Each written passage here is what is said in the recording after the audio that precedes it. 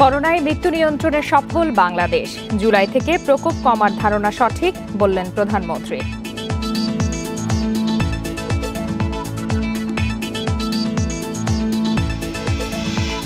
করোনায় আক্রান্ত প্রশাসনের ২৫৭ কর্মকর্তা। এ পর্যন্ত মৃত্যু ৬ জনের, দ্রুত ক্ষতিপূরণের আশ্বাস।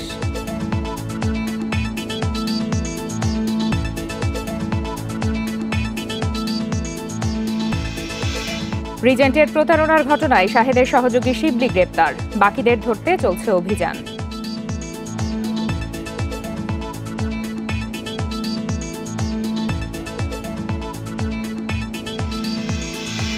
বাংলাদেশ ব্যাংকের গভর্নর পদের মেয়াদ বাড়িয়ে সংসদে বিল পাস, থাকা যাবে ৬৭ বছর পর্যন্ত।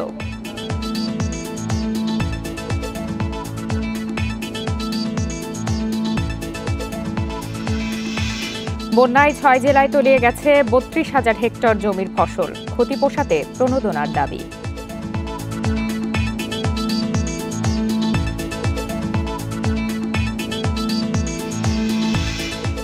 আপনাদের সবাইকে আমন্ত্রণ বিরতিহীন ১ ঘন্টার সংবাদ দুপুরে। সাথে আছে আমি ফারহানা লোপা। এতক্ষণ শিরোনাম শুনছিলেন, এবারে জানাবো বিস্তারিত। উন্নত দেশের তুলনায় বাংলাদেশে মৃত্যুহার কম। বাংলাদেশের করোনা পরিস্থিতি নিয়ে আন্তর্জাতিক গবেষকদের ধারণায় ঠিক মন্তব্য করে প্রধানমন্ত্রী শেখ হাসিনা সংসদে জানান, আশা করা যাচ্ছে জুলাইয়ের পর এদেশের সংক্রমণের হার কমে আসবে।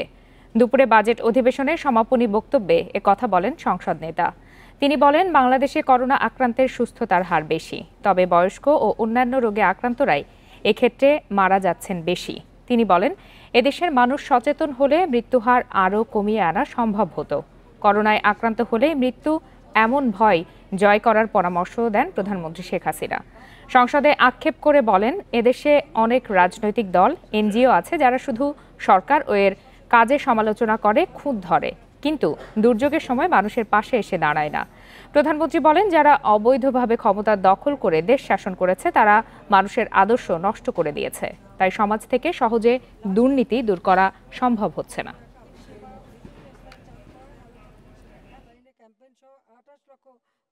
রিসার্চ ইনস্টিটিউট সিঙ্গাপুর থেকে শুরু করে অন্য জায়গায় বাংলাদেশ সম্পর্কে যে কথাটা বলেছিল সেটাই দেখা গেছে যে মে মাসের পর থেকে আস্তে আস্তে এখানে বাড়বে এবং এই জুলাই মাস পর্যন্ত এটা বাড়তেই থাকবে। তারপর হয়তো একসময় আবার কমবে। এটা কিন্তু ইউরোপে সেই অবস্থা হয়েছে, আবার আমেরিকা এখনও সে ভয়াবহ অবস্থা। চীন থেকে এটা শুরু, চীন নিজের নিয়ন্ত্রণ করতে পারলেও ধীরে ধীরে এটা আস্তে আস্তে সারা বিশ্বে ছড়িয়ে যায়। এটা শুধু একটা জায়গা না, সারা বিশ্বব্যাপী। করোনা মোকাবেলা করতে গিয়ে আক্রান্ত হয়েছেন সরকারের প্রশাসন বিভাগের ২৫৭ কর্মকর্তা, মারা গেছেন অন্তত ৬ জন। জনপ্রশাসন প্রতিমন্ত্রী জানিয়েছেন, শুরুতে আক্রান্তের হার বেশি থাকলেও এখন তা নিয়ন্ত্রণে। এরই মধ্যে নিজেদের মধ্যে প্লাজমা ব্যাংক চালুর উদ্যোগ নেওয়া হয়েছে। এদিকে নিহতদের ক্ষতিপূরণ দ্রুত ছাড়ের কথা জানিয়েছে প্রতিমন্ত্রী। শুরু থেকেই করোনা মোকাবিলায় সক্রিয় সরকারের বড় কর্মকর্তা থেকে মাঠ পর্যায়ের প্রত্যেকেই। করোনা মোকাবিলা, লকডাউন নিশ্চিত করা, বাজার মনিটরিং, ত্রাণ কার্যক্রম পরিচালনা ও সরকারের দাপ্তরিক কাজ চালিয়ে যেতে ব্যস্ত সময় পার করছেন প্রশাসনের কর্মকর্তারা। ঝুঁকি নিয়ে কাজ করে এখনও কোভিড-19 অসুস্থ আছেন ৬৬ জন। এ পর্যন্ত মারা গেছেন সিনিয়র প্রতিরক্ষা সচিব সহ ৬ জন। মার্চ মাসে যখন করোনার প্রাদুর্ভাব শুরু হলো, তখন প্রথম দিকে আমাদের মাঠ পর্যায়ের কর্মকর্তারা খুব বেশি আক্রান্ত হচ্ছিল, বিশেষ করে এসিল্যান্ড ইউএনও। গতকাল পর্যন্ত আমাদের মোট আক্রান্তের সংখ্যা ২৫৭ জন। মাঠ প্রশাসনে কর্মরত ১২৪ জন আর অন্যান্য ১৩৩ জন। এই পরিস্থিতিতে সবাইকে সতর্ক থেকে কাজ করার তাগিদ দিয়েছেন জনপ্রশাসন প্রতিমন্ত্রী ফরহাদ হোসেন। তিনি জানান, করোনায় মারা যাওয়া সরকারি কর্মকর্তাদের পরিবার গ্রেড বিবেচনায় ২৫ থেকে ৫০ লাখ টাকা ক্ষতিপূরণ পাবে। দায়িত্ব যখন পালন করছেন, এই দায়িত্ব পালনরত অবস্থায় যদি তিনি করোনায় আক্রান্ত হয়ে মারা যান, সেক্ষেত্রে ২৫ থেকে ৫০ লক্ষ টাকা বিভিন্ন গ্রেড অনুযায়ী তাদেরকে দেওয়া হবে। ক্ষতিপূরণ পেতে অর্থ মন্ত্রণালয়ে আবেদন করার পরামর্শ দিয়েছেন জনপ্রশাসন প্রতিমন্ত্রী। Hasif Mahmud Shah, independent News, Dhaka. দেশে চিকিৎসা নেয়ার ক্ষেত্রে সরকারি হাসপাতালের চেয়ে সম্মিলিত সামরিক হাসপাতাল সিএমএইচকে বেছে নিতে স্বাচ্ছন্দ্য বোধ করেন ভিআইপি রোগীরা। এ প্রবণতার পেছনে স্বাস্থ্য খাতের শীর্ষ পর্যায়ে অদক্ষ ও নন টেকনিক্যাল লোকবল নিয়োগ, দুর্নীতি আর অব্যবস্থাপনাকেই দায়ী করেছেন বিশেষজ্ঞ চিকিৎসকরা। তবে স্বাস্থ্য মন্ত্রণালয় মনে করে দুর্নীতি নয়, বরং রোগীর অতিরিক্ত চাপের কারণেই সরকারি হাসপাতালের সেবায় আস্থা পান না রোগীরা। সম্প্রতি করোনায় আক্রান্ত হয়ে কোনো সরকারি হাসপাতালে নয়, সম্মিলিত সামরিক হাসপাতালে চিকিৎসা নিয়েছেন খোদ স্বাস্থ্য অধিদপ্তরের মহাপরিচালক আবুল কালাম আজাদ। একই হাসপাতালে চিকিৎসা নিয়েছেন মন্ত্রিপরিষদ সদস্য, সংসদ সদস্য, সরকারি উচ্চপদস্থ কর্মকর্তা সহ সমাজের নানা শ্রেণী পেশার গুরুত্বপূর্ণ ব্যক্তি ও তাদের স্বজনেরা। শুধু করোনা মহামারীতে নয়, অন্য সময়েও এ শ্রেণীর রোগীদের দেখা যায় সরকারি বড় বড় হাসপাতাল রেখে বেসরকারি ব্যয়বহুল হাসপাতাল অথবা সিএমএইচকে বেছে নিতে। বিশেষজ্ঞ চিকিৎসকরা মনে করেন স্বাস্থ্য মন্ত্রণালয়ের সামগ্রিক ব্যর্থতার কারণেই এ প্রবণতা দেখা দিয়েছে। এর প্রধান কারণ হচ্ছে সিএমএইচ এর ব্যবস্থাপনা। সরকারি খাতের অবকাঠামোগত অনেক সুবিধা রয়েছে, ব্যবস্থাপনা নিয়ে মানুষ আস্থাহীন। এই খাতে বিদ্যমান দুর্নীতির কথা সর্বজন। সিস্টেমের যে ফ্রেমটা, চিকিৎসাটা যেহেতু খালি চিকিৎসকের ব্যাপার না, সার্বিকতার ব্যাপার, সেটা ওখানে ভালো পাওয়া যায়। মুশকিলটা হচ্ছে পাবলিক হাসপাতালে, যেটা হচ্ছে budgetary provision, managerial skill, need base যে কাজগুলো করা দরকার, পাবলিক হাসপাতালকে সেই সক্ষমতা দাঁড়া করাতে দেয়নি। তবে দুর্নীতি, অদক্ষ নন টেকনিক্যাল জনবল ও অব্যবস্থাপনার ফলে সরকারি হাসপাতালগুলো জনগণের আস্থা হারিয়েছে, এমন অভিযোগ মানতে রাজি নয় স্বাস্থ্য অধিদপ্তর। তারা মনে করে সরকারি হাসপাতালে রোগীর অতিরিক্ত ভিড়ের কারণেই এ সংকট। কে কোথায় চিকিৎসা নেবে এটা কিন্তু ওনার ব্যক্তিগত বিষয়। হ্যাঁ, এটা তো ব্যাখ্যা করা আমাদের জন্য ডিফিকাল্ট। সরকারি হাসপাতালে চ্যালেঞ্জ থাকতেই পারে, কারণ সরকারি হাসপাতালে নির্দিষ্ট বেডের তুলনায় অনেক অনেক বেশি রোগীকে চিকিৎসা দিতে হয়। স্বাস্থ্য মন্ত্রণালয়ের সেবা বিভাগের সচিব আব্দুল মান্নান অবশ্য স্বীকার করেছেন সরকারি হাসপাতালে চিকিৎসকদের অনুপস্থিতি এবং অব্যবস্থাপনার কথা। ডাক্তারদের উপস্থিতিটা, ডাক্তারদের একটু টেক কেয়ার করার বিষয়টা, এটার জন্যই তো মানুষ হসপিটাল চেঞ্জ করতে চায়। আমরা যদি সব জায়গাতে সিএমএইচ এর মতো ডিসিপ্লিন আনতে পারি তাহলে হয়তো যাবে না। বিশেষজ্ঞ চিকিৎসকদের পরামর্শ, আস্থাহীনতা সংকট নিরসনে গোটা স্বাস্থ্য খাতকে ঢেলে সাজিয়ে উপযুক্ত ব্যক্তিদের দায়িত্ব দিতে হবে। না হলে বছর বছর বিপুল অঙ্কের টাকা বিনিয়োগ হলেও সুফল পাবে না নাগরিকরা। শাহাদাত স্বপন, ইন্ডিপেন্ডেন্ট নিউজ, ঢাকা। রাজধানীর ওয়ারীতে লকডাউনে স্বেচ্ছাসেবকদের মধ্যরাতে পোহাতে হচ্ছে নানা বিড়ম্বনা। রাত 12টায় হটলাইনে কল দিয়ে কেউ চাইছেন সিগারেট, কেউ পুদিনা পাতা, কলমি শাক, আবার অনেকে নির্ধারিত ব্র্যান্ডের পাউরুটি। গভীর রাত হলেও চাহিদা মতো পণ্য পৌঁছে দিতে চেষ্টা করছেন স্বেচ্ছাসেবকরা। তবে লকডাউনে মধ্যরাতে অযৌক্তিক চাহিদা না জানানোর অনুরোধ জানিয়েছেন স্থানীয় কাউন্সিলর। করোনা সংক্রমণের মাত্রা বেশি হওয়ায় গত শনিবার থেকে রাজধানীর ওয়ারী এলাকার 41 নম্বর ওয়ার্ডে চলছে লকডাউন। দিনভর অপ্রয়োজনে বাইরে বের হওয়া থেকে বিরত রাখার চেষ্টা চালিয়ে যাচ্ছে বিভিন্ন সংগঠন ও স্বেচ্ছাসেবকেরা। দিনে স্বাভাবিক দায়িত্ব পালন করলেও রাতে স্বেচ্ছাসেবকদের হচ্ছে কিছু তিক্ত অভিজ্ঞতা। মধ্যরাতে সিগারেট চাচ্ছে যে আমাদের এখন সিগারেট লাগবেই, ঠিক আছে, না হলে আমার চলবে না, না হলে আমি অসুস্থ হয়ে যাবো, এরকম অনেক কথা বলে উল্টাপাল্টা। জানি না এটা কি মজা করতেছে না কি, কিন্তু আমাদের যে দায়িত্ব আমরা তো আর স্বেচ্ছাসেবী হিসাবে আমরা তো বলতে পারি না যে এনে দিব না, আমরা ওটাই করি, এনে দেই। কেউ আপনার পাউরুটি অর্ডার করেছে, আমরা ওই পাউরুটিটা তাদের পৌঁছে দিয়েছি, কিন্তু নেওয়ার পরে সে বলতেছে এই ব্র্যান্ড আমি তো খাই না, আমার একটা ব্র্যান্ড আছে, আমার ওই ব্র্যান্ডই লাগবে। তো যতই ব্র্যান্ডের আনি সে তার ব্র্যান্ডেরই লাগবে, মানে সে এমনভাবে বলতেছে যেন ব্র্যান্ড তার লাগবেই আর কি। একই পাউরুটি 4বার 5বার করে আনাইছে। তারা সবাই এস্টাবলিশড, উচ্চশিক্ষিত, তারপরেও তারা বিভিন্ন অজুহাত দিয়ে আমাদের সাথে তর্ক বিতর্কে জড়িয়ে পড়ছে। শাকসবজি সহ নানা সামগ্রী বাসায় পৌঁছে দেওয়ার আবেদন তো আছেই। সন্ধ্যে রাতের বেলায় কলমি শাক, পুদিনা পাতা, তারপর মরিচ, কাঁচা মরিচ বা চানাচুর, কোক, এগুলো তো আছেই। ডিস্টার্ব করার জন্য ফোন দেয়। এছাড়া এত রাতের বেলা কলমি শাক কি করে মানুষ? ফোন দিয়ে বলে যে আমার কাজের বউ আমার দিতে হবে। আপনি কি সেবা চান বলেন, আপনাকে কিছু কিনতে লাগে আপনি বলেন, আমরা কিনা দিয়ে আসবো। তখন বলে আমার কাজের বউ দেন। স্থানীয় কাউন্সিলর বলছেন সবার সহযোগিতা ছাড়া লকডাউন সফল সম্ভব নয়। এলাকাবাসীর কাছে অনুরোধ রইল তারা যেন মধ্যরাতে স্বাভাবিক যেটা অতি প্রয়োজন সেটার জন্য আমাদের ফোন দেয় এবং আমরা সেটা অলরেডি পৌঁছে দেব। ওয়ারী এলাকায় 4 জুলাই শুরু হওয়া লকডাউন চলবে 25 জুলাই পর্যন্ত। Mahmud Sharif, Independent News, Dhaka. Bangladesh Bank গভর্নরের পদের মেয়াদ বাড়িয়ে সংসদে বিল পাশ হয়েছে। এখন থেকে ৬৭ বছর বয়স পর্যন্ত এ পদে থাকা যাবে। ফলে কেন্দ্রীয় ব্যাংকের বর্তমান গভর্নর ফজলে কবিরকে আরও ২ বছর ওই পদে রাখতে পারবে সরকার। অধিবেশনের শুরুতেই অর্থমন্ত্রী আ.হ.ম মুস্তফা কামালের পক্ষে পরিকল্পনামন্ত্রী M A. Mannan Bangladesh Bank order bill ২০২০ পাশের জন্য সংসদে উত্থাপন করেন। এরপর জনমত যাচাই বাছাই শেষে তা সর্বসম্মতিক্রমে সংসদে কণ্ঠভোটে পাশ হয়। এর আগে ৬৫ বছরের বেশি বয়স হলে কেউ গভর্নর পদে থাকতে পারতেন না। গত ২ জুলাই ছিল ফজলে কবিরের শেষ কর্মদিবস। ৬৫ বছর পূর্ণ হওয়ায় তাকে পুনর্নিয়োগ দিতে পারেনি সরকার। এ বিষয়ে অর্থমন্ত্রী আগেই বলেছিলেন, সরকারের ঘোষিত প্রণোদনা প্যাকেজগুলোর বাস্তবায়ন নির্বিঘ্ন করতেই ফজলে কবিরকে আরও কিছু সময়ের জন্য চাই সরকার। যদিও পরিকল্পনা মন্ত্রী সংসদে জানান, কোনো ব্যক্তি বিশেষের জন্য নয়, সার্বিক বিবেচনাতেই এই পরিবর্তন আনা হয়েছে।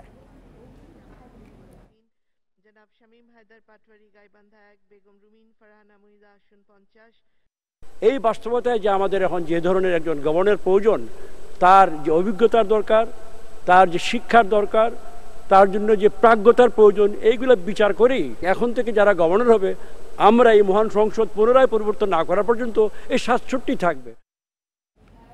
বুড়িগঙ্গায় লঞ্চ ডুবির মামলায় গ্রেপ্তার ময়ূর ২ লঞ্চের মালিক মোসাদ্দেককে দুপুরে আদালতে তুলবে পুলিশ। তাকে ১ সপ্তাহের রিমান্ড আবেদন করার কথা রয়েছে। ভোর ৪টার দিকে রাজধানীর সোভানবাগ থেকে তাকে গ্রেপ্তার করে নৌ পুলিশ। এর আগে ময়ূর ২ লঞ্চের সুপারভাইজার আব্দুস সালামকে গ্রেপ্তার করা হয়। গত ৭ জুলাই আব্দুস সালামের ৩ দিনের রিমান্ড মঞ্জুর করেন আদালত। গত ২৯ জুন রাজধানীর সদরঘাটে চাঁদপুরগামী ময়ূর ২ লঞ্চের ধাক্কায় মুন্সিগঞ্জ থেকে আসা মর্নিং বার্ড লঞ্চটি ডুবে যায়। এ ঘটনায় ডুবে যাওয়া মর্নিং বার্ড লঞ্চের ৩৪ জন যাত্রীর মরদেহ উদ্ধার করা হয়। লঞ্চ ডুবির ঘটনায় নৌ পুলিশ বাদী হয়ে ৭ জনের বিরুদ্ধে দক্ষিণ কেরানীগঞ্জ থানায় একটি মামলা করে। মামলায় ময়ূর ২ লঞ্চের মালিক, মাস্টার, স্টাফ সহ অজ্ঞাত আরও ৫ থেকে ৭ জনকে আসামি করা হয়।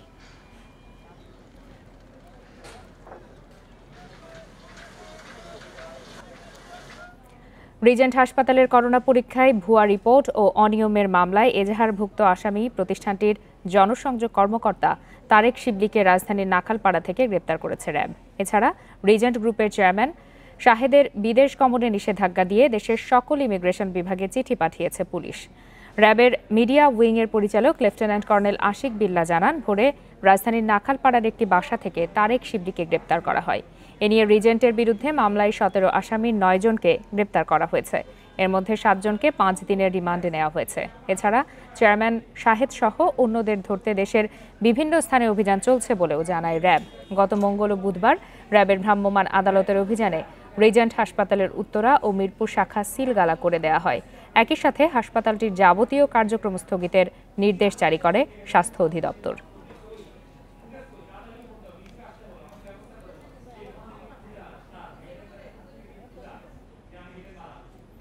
N95 মাস্ক কেলেঙ্কারির ঘটনায় বিভিন্ন জনকে জিজ্ঞাসাবাদ চলছে দুর্নীতি দমন কমিশনে।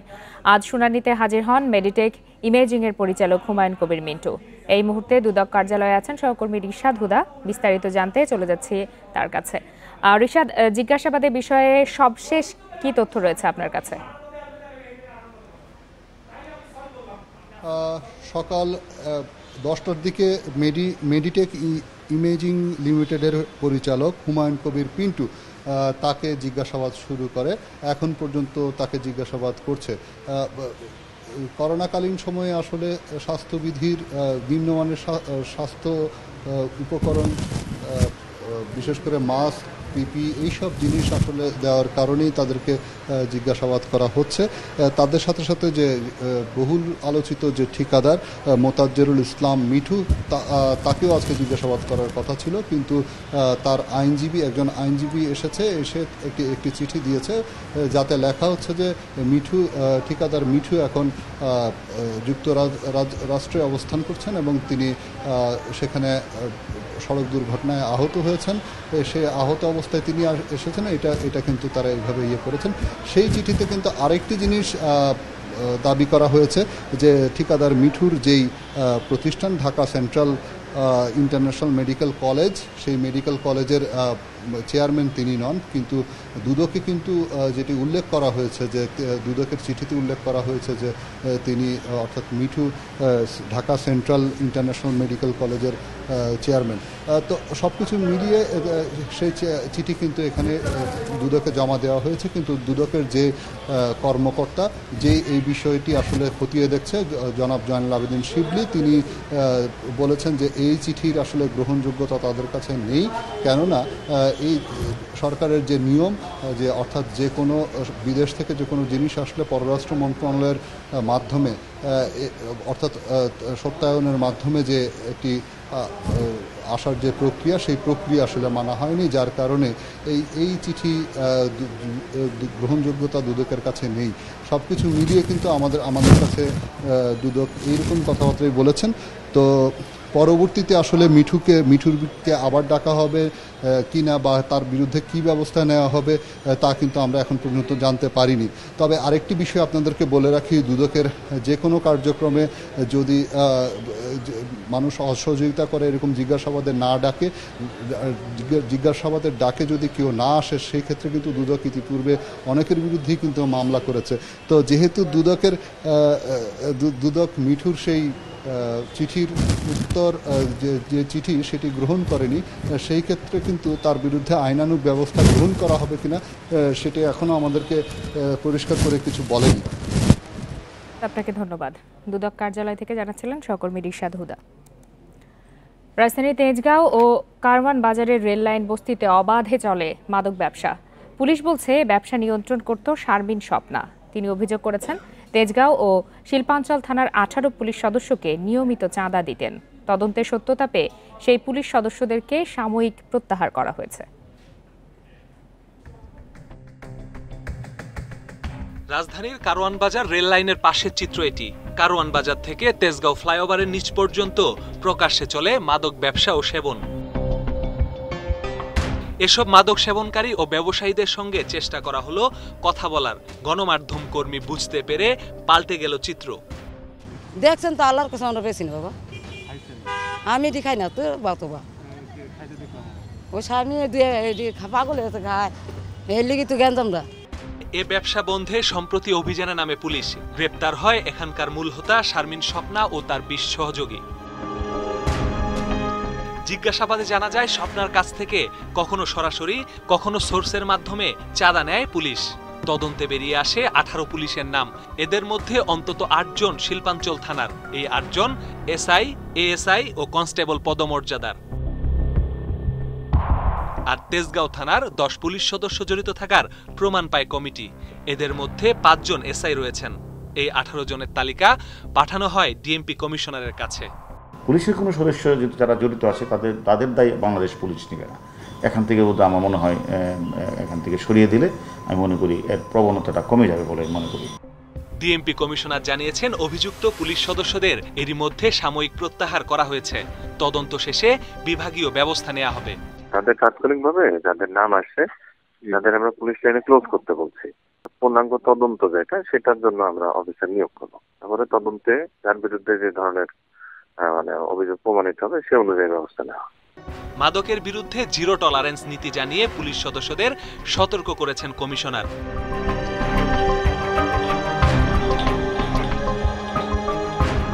Masudur Rahman, independent News, Dhaka. বন্যায় এবার রংপুর অঞ্চলের 5 জেলা ও সিরাজগঞ্জে তলিয়ে গেছে 32,000 হেক্টর জমির ফসল। এর মধ্যে 10,000 হেক্টর জমির ফসল একেবারেই তোলা যাবে না। মৌসুমি ফসলের সঙ্গে নষ্ট হয়ে গেছে আমন বীজতলা। ক্ষতিগ্রস্ত কৃষকরা বলছেন ক্ষতি পোষাতে দরকার সরকারি প্রণোদনা। জুনের মাঝামাঝি থেকে জুলাইয়ের প্রথম সপ্তাহ পর্যন্ত রংপুর অঞ্চলের 3 দফায় তিস্তা, ধরলা, ব্রহ্মপুত্র ও ঘাঘটের পানি বাড়তে থাকে। এতে নদী অববাহিকার চরাঞ্চল ও নিম্নাঞ্চলের বিস্তীর্ণ এলাকার ফসলি জমি তলিয়ে যায়। ভুট্টা, বাদাম, কাউন, তিল, পাট কিছুই ঘরে তুলতে পারেননি কৃষক। রংপুর, দিনাজপুর, কুড়িগ্রাম, লালমনিরহাট, নীলফামারীতে 22,000 হেক্টর ফসলের মধ্যে একেবারেই নষ্ট হয়ে গেছে 10,000 হেক্টর জমির ফসল। এ নিয়ে হতাশ কৃষক। বিশেষ করে বীজতলা নষ্ট হওয়ায় আমনের লক্ষ্যমাত্রা অর্জন নিয়েও শঙ্কায় তারা। আমাদের যে জমিগুলো আবাদের জমি, এগুলো আমাদের রান পড়ে থাকবে। পরবর্তীতে আপনার কাতিমা সগরের মাসে আমরা আলু ছাড়া আর উপায় নেই আমাদের। বীজ ফেলানো ছিল, বীজগুলো মনে নষ্ট হয়ে গেছে। এখন মনে করেন সেই বীজ আমাদের মনে করেন যে বীজ ফেলাবো সেই জায়গাটা মনে করেন পর্যন্ত নাই। সরকার কিন্তু আমন ধানের জন্য 10 টাকা পার কেজি প্রতি কেজি বীজের দাম কমিয়েছে। আমন ধান যাতে আমরা আমন একটা নিরাপদ ফসল হারভেস্ট করতে পারি এই জন্য, এবং ভালো বীজ যাতে কৃষকরা ব্যবহার করতে পারে। এখান থেকে বলা যায় যে সরকার ইতিমধ্যেই প্রণোদনা কিন্তু আগেই দিয়েছে। সিরাজগঞ্জের 5 উপজেলায় প্রায় 10,500 হেক্টর ফসল পানিতে ডুবে আছে। কষ্টার্জিত ফসল ঘরে তুলতে না পারায় আর্থিকভাবে ক্ষতির আশঙ্কা করছে এই অঞ্চলের কৃষক। তবে কৃষি বিভাগ বলছে ক্ষতিগ্রস্ত কৃষকদের তালিকা করে প্রণোদনা দেওয়া হবে। পাট কাটতে পারি নাই, আমাদের আখ নষ্ট হইল, তিল নষ্ট হইল, আমরা খুব ক্ষতিগ্রস্ত হয়েছি আর কি। গাজীপুরবাসী সবাই এরকম অগ্রিম পানি বাড়ার কারণে বন্যাতে মনে করেন যে পাট যে কাটছিলাম পাটের যে জাগ দিছে জাগই বেঁচে গেছে। এই পানি নেমে যাওয়ার সঙ্গে সঙ্গে আমরা কৃষকদেরকে আমরা নতুন ফসল লাগানোর জন্য উদ্বুদ্ধ করব, এবং যে ক্ষয়ক্ষতি ইতিমধ্যে হয়েছে এটার বিষয়ে আমরা সরকারকে আমরা অবহিত করেছি, এবং হয়তো এরপরে যে প্রণোদনা আসবে সেই প্রণোদনা আমাদের কৃষককে যদি আমরা সঠিক সময় দিতে পারি তাহলে কৃষক তার এই সাম্প্রতিক বন্যায় যে ক্ষতি হয়েছে এটা তারা পুষিয়ে নিতে পারবে। উজানের ঢল আর অতিবৃষ্টির কারণে উত্তরাঞ্চলের বেশিরভাগ এলাকা পানিতে তলিয়ে আছে। খাদিজাতুল কুবরা, ইন্ডিপেন্ডেন্ট নিউজ ডেস্ক। ইতালি থেকে ফিরিয়ে দেয়া 168 বাংলাদেশি আজ মধ্যরাতে দেশে পৌঁছানোর কথা রয়েছে। বর্তমানে তারা কাতারের দোহা আন্তর্জাতিক বিমানবন্দরে অবস্থান করছেন। বুধবার দেশটির রোম ও মিলান বিমানবন্দর থেকে তাদের ফিরিয়ে দেয়া হয়। কাতার এয়ারের নিয়মিত ফ্লাইট সূচি অনুসারে ফ্লাইট QR 638 স্থানীয় সময় 6টা 5 মিনিটে ঢাকার উদ্দেশ্যে রওনা হওয়ার কথা রয়েছে। ফ্লাইটটি ঢাকায় পৌঁছাতে পারে রাত 2টা 10 মিনিটে। এ ঘটনার পর ঢাকা থেকে ইতালিতে আপাতত কোনো যাত্রী পরিবহন না করার ঘোষণা দিয়েছে কাতার এয়ার। বুধবার রোম ও মিলান বিমানবন্দরে পৌঁছান 183 বাংলাদেশি যাত্রী। তাদের মধ্যে 14 জনের ইতালির পাসপোর্ট থাকায় তারা কেবল প্রবেশের সুযোগ পেয়েছেন। তবে বাকি যাত্রীদের নামতে দেয়নি কর্তৃপক্ষ। তাদের ফিরিয়ে দেওয়ার সিদ্ধান্ত নেওয়া হয়। এর আগে 6 জুলাই বাংলাদেশ থেকে রোমে যাওয়া বেশ কজন যাত্রীর করোনা শনাক্ত হয়। এরপরই বাংলাদেশের সঙ্গে সব ধরনের ফ্লাইট বাতিলের ঘোষণা দেয় ইতালি।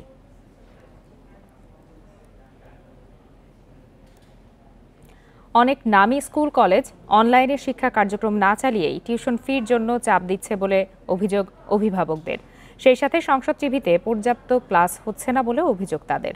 মন্ত্রণালয় বলছে দ্রুত এসব সমস্যার সমাধান করা হবে। করোনার কারণে গত 18 মার্চ থেকে শিক্ষা প্রতিষ্ঠান বন্ধ। কবে খুলবে সেটি নিয়েও অনিশ্চয়তা। এই অবস্থায় শিক্ষা মন্ত্রণালয় থেকে সংসদ টিভিতে 10ম শ্রেণী পর্যন্ত ক্লাস লেকচার প্রচার হচ্ছে। সেই সাথে অনেক স্কুল কলেজও নিজস্ব পদ্ধতিতে অনলাইনে চালাচ্ছে শিক্ষা কার্যক্রম। রাজধানীর ভিকারুন্নিসা নুন স্কুল অ্যান্ড কলেজ অভিভাবকরা বলছেন প্রতিষ্ঠানটি এখন পর্যন্ত অনলাইনে তাদের কার্যক্রম শুরু করেনি, ফলে পড়াশোনায় পিছিয়ে আছেন শিক্ষার্থীরা। সেই সাথে টিউশন ফি দেওয়ার জন্য চাপ দেওয়ারও অভিযোগ তাদের। এখন পর্যন্ত অনলাইনে কোনো ক্লাস শুরু হয় নাই, মাত্র 2 দিন আগে একটা মেসেজ দিয়েছে, মানে 12 তারিখ থেকে ক্লাস শুরু হবে। এই বেতনটা একটা সমন্বয় করে মিনিমাম না হইলেও 50% করা হয়। তবে স্কুল কর্তৃপক্ষ বলছে লাইভ সম্প্রচার না করলেও ইউটিউবে 1000-এর ওপর ক্লাস লেকচার দেয়া হয়েছে, আর মার্চ পর্যন্ত যে বকেয়া টিউশন ফি ছিল কেবল সেটি নেওয়া হচ্ছে। এত বেশি স্টুডেন্ট, এটা জুমে নিতে গেলে আমাদের তো পরিকল্পনা করতে হবে। তবুও আমরা কিন্তু লাইভ ক্লাসের জন্য নুন বাতায়ন খুলেছি, একটা পেজ খুলেছি। আমরা তো SMS দিয়েছি 12 তারিখ থেকে ক্লাসগুলো যাবে। অভিভাবক ঐক্য ফোরাম বলছে বেশিরভাগ প্রতিষ্ঠান অনলাইনে কার্যক্রম চালাতে পারছে না। সেই সাথে সংসদ টিভিতে যে ক্লাস কার্যক্রম চালানো হচ্ছে সেটির বাইরেও অনেক শিক্ষার্থী থেকে যাচ্ছে। বিভিন্ন শিক্ষা প্রতিষ্ঠান অনলাইন চালু না করে, অনলাইন শিক্ষা কার্যক্রম শুরু না করে তারা শিক্ষার্থী অভিভাবকদেরকে চাপ সৃষ্টি করছে টিউশন ফি আদায়ের জন্য। মন্ত্রণালয় বলছে সংসদ টিভির পাশাপাশি রেডিও এবং মুঠোফোনের মাধ্যমে ক্লাস লেকচার সকল শিক্ষার্থীর কাছে পৌঁছে দেওয়ার কাজ চলছে। সেই সাথে যে সকল প্রতিষ্ঠানের সামর্থ্য আছে তাদের অনলাইনে শিক্ষা কার্যক্রম চালিয়ে যাওয়ার আহ্বান তাদের। শিক্ষা মন্ত্রণালয় বলছে টিউশন ফির বিষয়ে সবাইকে মানবিক আচরণ করতে হবে। যেই শিক্ষার্থীরা বাদ থাকছে তাদের যেন যে ক্ষতিটুকু হচ্ছে সেটা যেন আমরা পুষিয়ে দিতে পারি, সেই জন্য আমরা সর্বাত্মক চেষ্টা করব। এমনকি যখন আমাদের শিক্ষা প্রতিষ্ঠান খুলবে তখনও এদের জন্য অতিরিক্ত ক্লাসের ব্যবস্থা করে নানানভাবে আমরা সেই চেষ্টাটি চালিয়ে যাব। বাসায় সবাইকে পড়াশোনার সাথে থাকারও আহ্বান মন্ত্রণালয়ের। নূরে আলম, ইন্ডিপেন্ডেন্ট নিউজ, ঢাকা। করোনার কারণে ব্যবসা বাণিজ্য মন্দা থাকায় সঞ্চয় ও পুঁজি ভেঙে চলছেন ক্ষুদ্র ও মাঝারি ব্যবসায়ীরা। দীর্ঘদিন ধরে ব্যবসা না হওয়ায় অনেকেই এখন দেউলিয়ার পথে। এ অবস্থায় নানা শর্তের জটিলতায় ব্যাংক থেকে ঋণ পাওয়া যাচ্ছে না বলে জানান ব্যবসায়ীরা। অর্থনীতিবিদরা বলছেন, ক্ষুদ্র ও মাঝারি ব্যবসায়ীদের টিকিয়ে রাখতে সরকারকে বিশেষ তহবিলের মাধ্যমে ঋণ সহায়তা দিতে হবে। করোনার কারণে দীর্ঘদিন বন্ধ ছিল মারিয়া পাইপ হাউস নামের ফায়ার সেফটি ইকুইপমেন্টের এই দোকানটি। সাধারণ ছুটির পর সীমিত আকারে ব্যবসা খোলা হলেও ক্রেতার দেখা নেই। নবাবপুরের প্রায় সব দোকানের অবস্থাও একই রকম। এতে দোকান ভাড়া, কর্মচারীর বেতন, পারিবারিক খরচ নিয়ে বিপাকে পড়েছেন অনেকেই। খরচ চালাতে সঞ্চয় বা পুঁজি ভেঙে চলতে হচ্ছে বলে জানান তারা। এতদিন জমানো টাকা বসে বসে খাইছি, ধরেন যা ছিল চলছে, কিন্তু এখন যা বিক্রি হতেছে ওইটাই খাইতেছি, তাহলে মাল কিনবো কি? ব্যাংকে লোন দেবো কই থেকে, এই কইতে দেবো, কোনো ব্যবসা নেই। বংশাল রোডের ফোম, রেক্সিন, ফ্লোরমেট কিংবা পর্দার দোকানগুলোতেও তেমন বিক্রি নেই। ফলে অলস সময় পার করছেন এখানকার ব্যবসায়ীরাও। এ অবস্থায় ব্যবসা টিকিয়ে রাখতে সহজ শর্তে ঋণ চান তারা। ব্যাংকের দ্বারা গেলে তো মনে করেন বুঝুনি না জান অজুহাত, এটা থাকবো ওইটা থাকবো। ওয়ার্ল্ড এসএমই ফোরামের তথ্য মতে দেশে ৭০,৮১,০০০ শিল্পের মধ্যে ৬০,৮০,০০০ কুটির শিল্পের সঙ্গে জড়িত। আর ক্ষুদ্র শিল্পে ১,১০,০০০ ও ছোট শিল্পে ৮,৫০,০০০ এবং মাঝারি শিল্পের সঙ্গে জড়িত ৭১,০০০ ব্যবসায়ী। দেশের একটা বড় অংশ ক্ষুদ্র ও মাঝারি ব্যবসার সঙ্গে জড়িত হলেও ব্যাংকের সঙ্গে লেনদেন তেমন না থাকায় ঋণ সহায়তা দেওয়া সম্ভব হচ্ছে না বলে জানান ব্যাংকাররা। প্রণোদনা প্যাকেজের ক্ষেত্রে জামানতবিহীন হওয়া দরকার ছিল। ২ নম্বর হলো, যারা মোটামুটি জামানত দেওয়ার ক্ষমতা রাখে তারা কিন্তু ব্যাংকের সাথে জড়িত হয়ে থাকলে ইতিমধ্যে জামানত দিয়ে ফেলছে, সুতরাং নতুন করে জামানত দেওয়ার সুযোগ তাদেরও নাই। ক্ষুদ্র মাঝারি উদ্যোক্তা যেখানে আছে সেখানে একটু দিলে হচ্ছে, দোকানপাটে পুরোপুরি খোলেনি। সুতরাং সাপ্লাই চেনে বা ডিস্ট্রিবিউটর চেনে যারা আছেন, যারা এই আসল এসএমই, তারা কিন্তু আসলে যদি বড়রাই না খুলে তারা কোত্থেকে ব্যবসা শুরু করবে। অর্থনীতিবিদরা বলছেন, ব্যাংকের শর্তের কারণে ক্ষুদ্র ব্যবসায়ীরা ঋণ সুবিধা থেকে বঞ্চিত হচ্ছে। ব্যাংক থেকে ঋণ নেওয়ার যে ফর্মালিটিস আছে, যে প্রসিডিউরস আছে, সেটাও কিছুটা কমপ্লিকেটেড, সেটাও তাদের পক্ষে সম্ভব না। সুতরাং আমি মনে করি যে এই ব্যাংক ভিত্তিক প্রণোদনার উপর নির্ভরতা কমিয়ে সরাসরি তাদের সরকারি তহবিল থেকে প্রণোদনা দেওয়া। পরিসংখ্যান ব্যুরোর তথ্য মতে ১৫ জনের কম কর্মচারী থাকা দেশে পাইকারি ও খুচরা বিক্রেতা প্রতিষ্ঠানের সংখ্যা ৫৩,৭২,০০০, যা দেশের মোট প্রতিষ্ঠানের ৩৯%। এসব প্রতিষ্ঠানের সঙ্গে জড়িত প্রায় ৯৭ লাখ মানুষ। Sohel Rana, Independent News, Dhaka. কুষ্টিয়ায় কৃষকদের বাড়ি বাড়ি এখন নতুন ধান, তারপরও বাজারে বাড়ছে চালের দাম। প্রায় সব জাতের চালের দাম কেজি প্রতি বেড়েছে ৪ থেকে ৫ টাকা। চালকল মালিকদের দাবি, বেশি দামে ধান কিনতে হচ্ছে বলে বাড়ছে চালের দামও। তবে এই কারণ অযৌক্তিক বলছেন ক্রেতারা।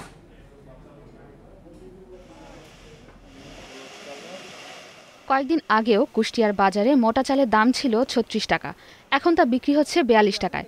আর মিনিকেট সহ অন্যান্য চিকন চালের দাম বেড়েছে কেজিতে ৪ টাকা করে। বোরো ধানের বাম্পার ফলনের পরও এভাবে দাম বাড়ায় অস্থির বাজার। ক্ষুব্ধ ক্রেতা ও খুচরা বিক্রেতারা। ৯০০ টাকা করেও কিনেছে, ৮০০ টাকা করেও কিনেছে, তো এত যদি দিনের পর দিন চাল বাড়ি যায় তাহলে মানুষ খাবে কি? সবাই তো চাল বাজার, চালের বাজারটা কম থাকার জন্য সবাই চাচ্ছে, কিন্তু তা তো বাস্তবে তা আমরা দেখছি না। মিনিকেট চাল আমরা তো ৪৮ টাকা বেচতাম, তে এখন বর্তমানে ৫৩ থেকে ৫৪ টাকা পর্যন্ত বেচা লাগছে। বরাবরের মতোই চালকল মালিকদের দাবি, ধানের দাম বেশি হওয়ায় বেড়েছে চালের দাম। এবার ধানের দাম বেশি, কৃষক বেশি নেওয়ার কোনো কৃষকই জিতে যাচ্ছে, মিলার জিততে পারতেছে না। যে নিয়ে আমাদের কাছ থেকে মিলারের কাছে নিয়ে যে বিক্রি করতেছে সেও জিততে পারতেছে না। মানে লাভ কিন্তু এক্ষেত্রে ধানালাদের ক্ষেত্রে টাকাটা চলে ফুরাই যেতেছে। এবার আমরা যে বোঝাগুলো টানতেছি, আমাদের বোঝা টানার লাভ হচ্ছে না। এদিকে বাজার নিয়ন্ত্রণ কর্মকর্তারা জানালেন, দাম নিয়ন্ত্রণে রাখতে চলছে তদারকি। জেলা মার্কেটিং অফিসার, পুলিশ প্রশাসন সম্মিলিতভাবে আমাদের অভিযান অব্যাহত আছে এবং চালের দাম যাতে আর না বাড়ে সেই ব্যাপারে আমাদের বাজার মনিটরিং, মোবাইল কোর্ট অব্যাহত থাকবে এবং আরও জোরদার করা হবে। কৃষি সম্প্রসারণ অধিদপ্তরের হিসাবে চলতি মৌসুমে জেলায় ৩৩,২৭৫ হেক্টর জমিতে ২,১৫,৭৭৮ মেট্রিক টন বোরো ধান উৎপাদন হয়েছে, যা ছাড়িয়ে গেছে লক্ষ্যমাত্রা। Independent news desk.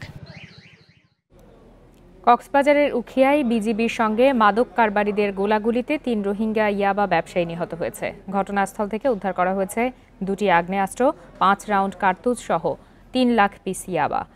বৃহস্পতিবার মধ্যরাতে উখিয়ার রাজাপালং এলাকায় এই ঘটনাটি ঘটে। নিহতরা হল উখিয়ার বালুখালী রোহিঙ্গা ক্যাম্পের মোহাম্মদ হামিদ, কুতুপালং রোহিঙ্গা ক্যাম্পের নুরুল আলম ও নাইক্ষংছড়ি তুমরু কোনারপাড়া রোহিঙ্গা ক্যাম্পের নাজির হোসেন। কক্সবাজার 34 বিজিবির অধিনায়ক লেফটেন্যান্ট কর্নেল আলী হায়দার আজাদ আহমেদ জানিয়েছেন, গোপন সংবাদের ভিত্তিতে মিয়ানমার থেকে ইয়াবা পাচারের খবর পেয়ে রাজাপালং জলিলের গোদা ব্রিজ এলাকায় অভিযানে যায় তারা। এ সময় বিজিবিকে লক্ষ্য করে গুলি ছুঁড়তে থাকে মাদক কারবারিরা। বিজিবিও পাল্টা গুলি চালালে ইয়াবা ব্যবসায়ীরা পিছু হটে। পরে ঘটনাস্থল থেকে 3 রোহিঙ্গা ইয়াবা ব্যবসায়ীকে গুলিবিদ্ধ অবস্থায় উদ্ধার করা হয়। পরে হাসপাতালে তাদের মৃত্যু হয় বলে জানান বিজিবি অধিনায়ক।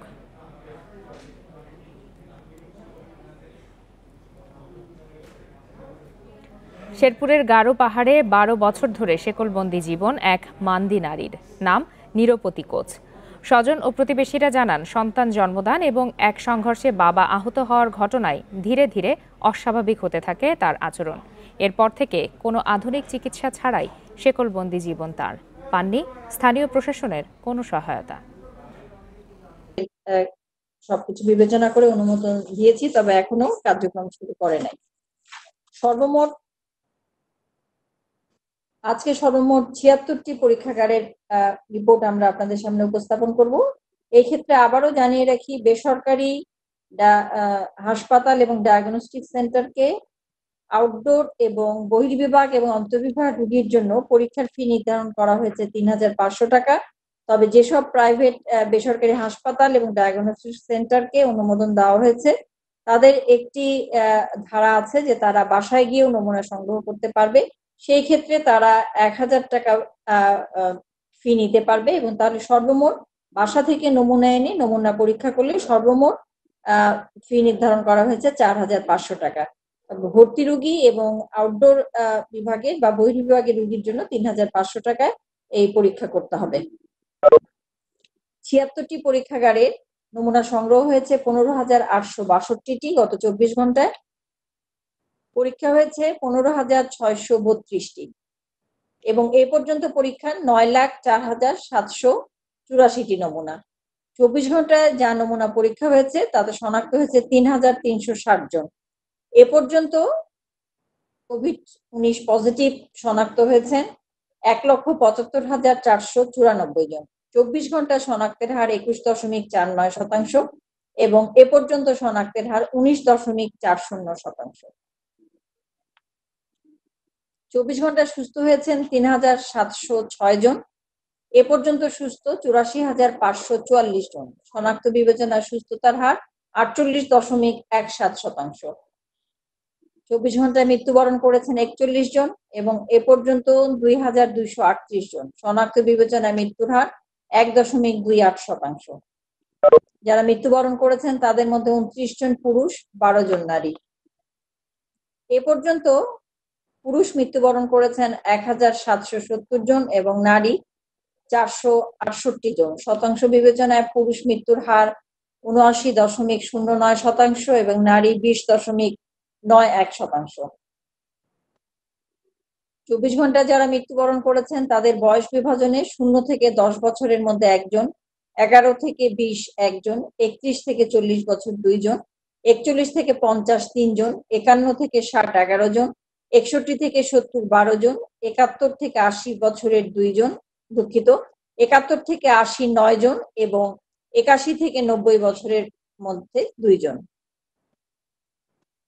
বয়স বিবেচনায় এ পর্যন্ত মৃত্যুবরণ করেছেন তার শতকরা হার ০.১০ বছরের মধ্যে ০.৬৩%, ১১ থেকে ২০ ১.১৬%, ২১ থেকে ৩০ ৩.২৬%, ৩১ থেকে ৪০ ৭.১০%, ৪১ থেকে ৫০ ১৪.৬১%, ৫১ থেকে ৬০ ২৯.০৪% এবং ৬০ ৪৪.১৯%।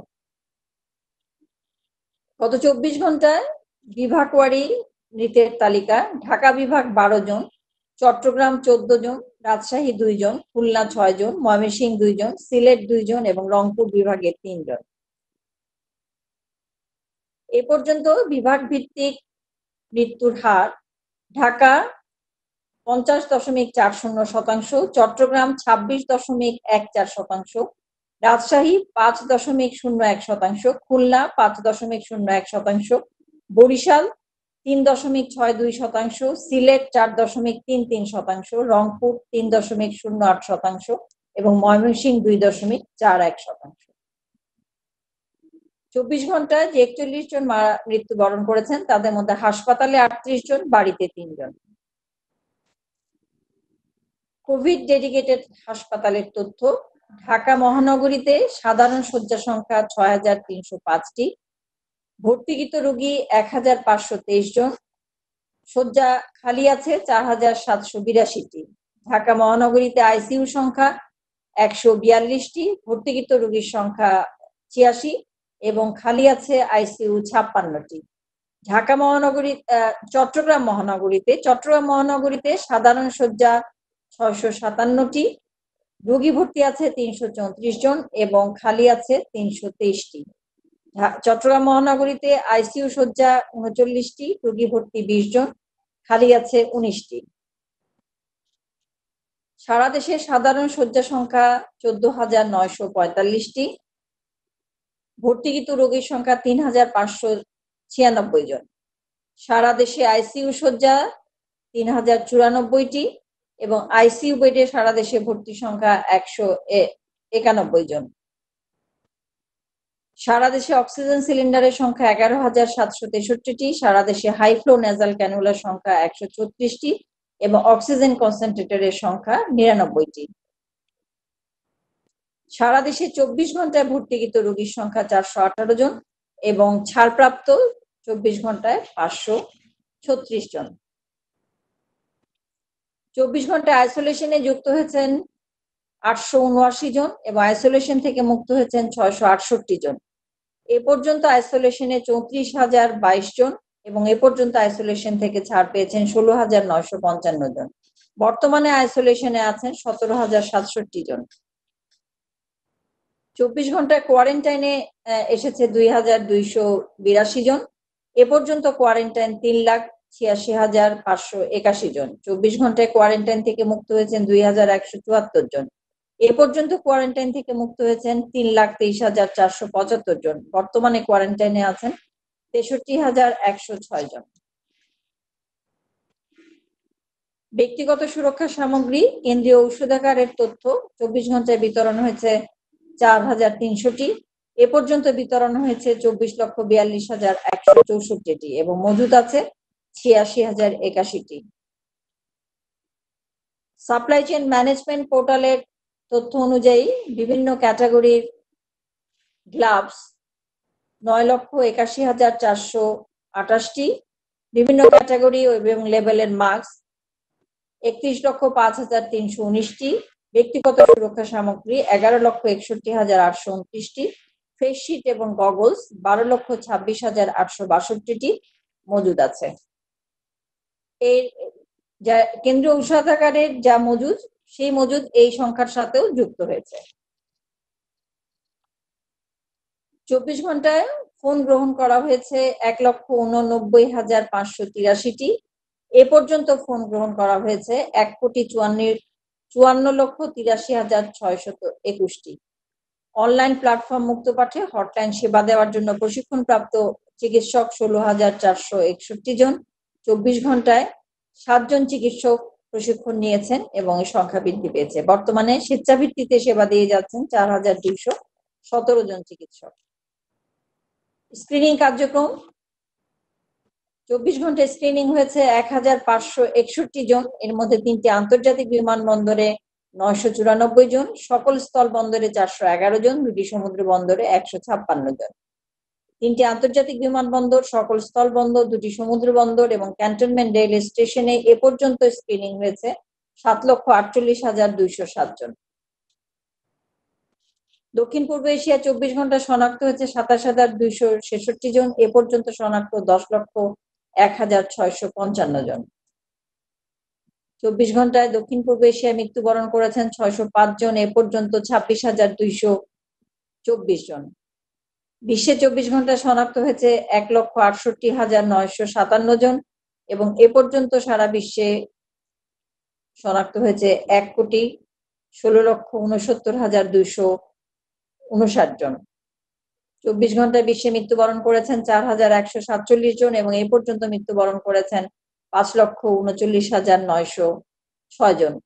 দক্ষিণ এশিয়া পরিস্থিতি এবং বিশ্ব পরিস্থিতির সূত্র, বিশ্ব স্বাস্থ্য সংস্থা সিচুয়েশন রিপোর্ট 8 জুলাই 2020। শেষ করার আগে প্রতিদিনের মতো আজও বলবো, আপনার সুরক্ষা আপনার হাতে। সুরক্ষিত থাকার জন্য যে পন্থাগুলো আমরা প্রতিদিন বলি, আজও বলবো, সঠিকভাবে ঘরের বাইরে গেলে মাস্ক পরুন, সাবান পানি দিয়ে বারবার 20 সেকেন্ড ধরে হাত ধুন, সামাজিক দূরত্ব বজায় রাখুন এবং জনসমাগম এড়িয়ে চলুন।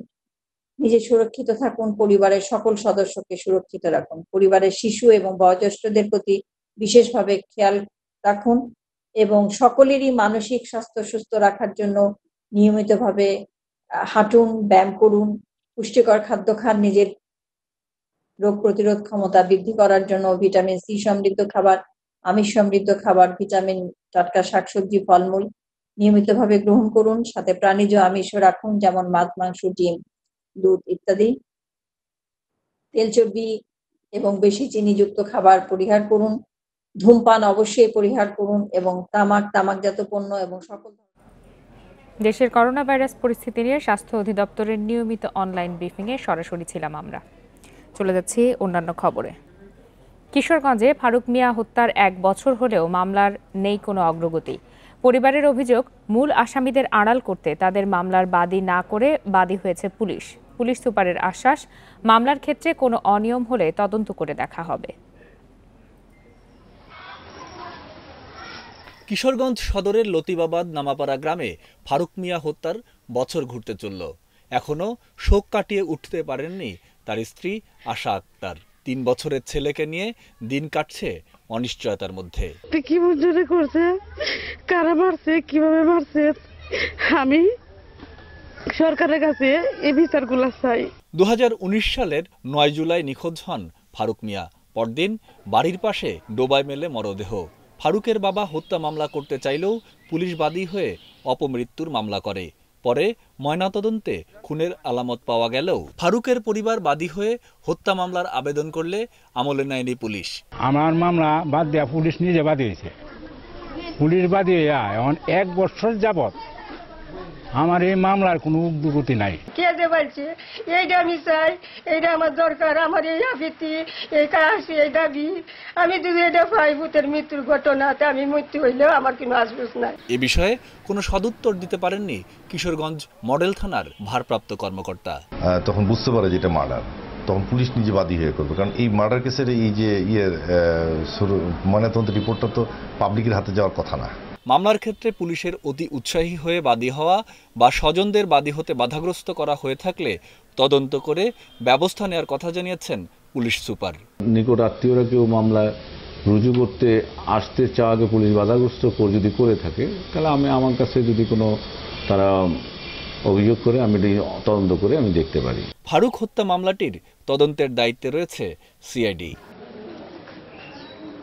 Independent news desk. মাঠে ফিরতে সঠিক সময়ের অপেক্ষায় তামিম ইকবাল। বিসিবির ধীরে চলনীতিতে অগাধ আস্থা টাইগার ওয়ানডে অধিনায়কের। করোনার অনাকাঙ্ক্ষিত বিরতিতে ফিটনেস ধরে রাখার মধ্যেও ভয় স্কিল নিয়ে। করোনা পরবর্তী ক্রিকেটে আগের ছন্দে ফিরতে বেশি পরিশ্রমের বিকল্প দেখছেন না তামিম ইকবাল। ইন্ডিপেন্ডেন্ট টেলিভিশনকে দেয়া। ইংল্যান্ড, উইন্ডিজ, পাকিস্তানের পর বাকি দেশগুলোতেও ক্রিকেট ফেরার অপেক্ষা। বাংলাদেশে আপাতত ক্রিকেট ফেরার কোনো সুখবর নেই। অন্যদের ক্রিকেট ফেরার স্বস্তির মধ্যে টাইগার অধিনায়কের কষ্ট আড়াল করার উপায় নেই। স্থগিত হয়েছে 5টি সিরিজ। নতুন সূচিতে ম্যাচগুলো আয়োজনের সুযোগ কম। তারপরেও ভবিষ্যতের দিকে তাকিয়ে আশায় থাকছেন তামিম। সিরিজ বাতিল হয়ে যাচ্ছে, এটা আসলে দুঃখজনক, বাট আশা করি যে এগুলো কিন্তু একবারের জন্য বাতিল হয়ে যাচ্ছে না, এটা রিশিডিউল হবে। আশা করি যে হয়তো বা এখন হওয়ার কথা ছিল, পরে হবে। ক্রিকেটাররা যে শহরেই থাকুক না কেন অনুশীলনের ব্যবস্থা করেছে বিসিবি। মিরপুরে অনুশীলন শুরু করেছেন কয়েকজন, মুশফিকও নেমে পড়েছেন ব্যাটিং কিপিংয়ে। কিন্তু ক্রিকেটারদের স্বার্থে ঝুঁকি নিতে চায় না বিসিবি। তামিমও আছেন সঠিক সময়ের অপেক্ষায়। আমরা ক্রিকেট তো খেলতেই হবে আমাদের, আজ হোক কাল হোক এটা শুরু করতে হবে। আর এটার জন্য বিসিবির এক্সপার্ট মানুষজন আছে, ওনারা রাইট সময় যেটা হবে আমাদের সাথে ডিসকাস করছেন ওনারা সব সময়। তো যখনই রাইট সময় হবে ইনশাল্লাহ তখনই আমরা মাঠে ফিরে যাব। দেশসেরা ব্যাটসম্যান তামিম, তার উপর প্রত্যাশার চাপ অন্যদের চেয়ে অনেক বেশি। সেই ভাবনা থেকে কিছুটা চিন্তিত ব্যাটিং স্কিল নিয়ে। দীর্ঘ সময় ঘরে থেকে মরিচা পড়ে যাচ্ছে ব্যাটিংয়ে। অনুশীলনে ফিরলে লম্বা সময় নেটে কাটিয়ে জড়তা কাটাতে চান তামিম। আমার কাছে মনে হয় আমি কম বেশি ফিটনেসের কাজ করে যাচ্ছি।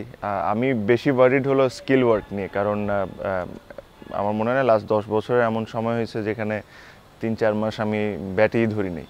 তো এটা একটু প্রথম আমার জন্য। সো এটা স্কিল পার্টটা নর্মাল হইতে হয়তো বা আমার 15-20টা সেশন লেগে যাবে। 22 গজের ব্যাট বলের লড়াই জীবনের মতো তামিমের কাছে। কবে আন্তর্জাতিক ম্যাচ খেলতে পারবেন, কবেই বা অধিনায়ক হয়ে টস করতে নামতে পারবেন, সেই অপেক্ষাতে আছেন তামিম। Mazharul Islam, independent news. আর এই ছিল আজকের বিরতিহীন 1 ঘন্টার সংবাদ দুপুরে। ইন্ডিপেন্ডেন্ট টেলিভিশনের সব খবরের আরও বিস্তারিত জানতে চোখ রাখুন ফেসবুক, ইউটিউব এবং টুইটারে। ধন্যবাদ সবাইকে।